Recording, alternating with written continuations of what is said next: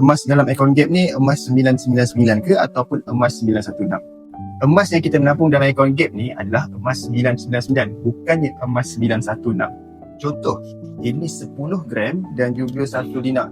Kedua-dua emas ni adalah emas 999. So tuan-puan boleh tengok, emas 1 dinar ni adalah emas 1 dinar ni adalah emas 999 dan juga emas 10 gram ni adalah berketulisan 999. Tuan-puan tak perlu risau, emas yang kita menabung dalam akaun emas Gap ni adalah emas berketulisan 999. Kalau emas 916 macam mana pula?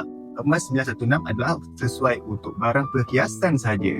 Cincin, gelang, rantai itu semua emas perhiasan. Tetapi dengan akaun emas Gap, anda juga boleh keluarkan perhiasan yang berketulisan 999. Sebab itu antara kelebihan menabung di dalam akaun emas Gap. Nak dapatkan emas 999, tuan-puan boleh isi sign up untuk mulakan tabungan pertama anda.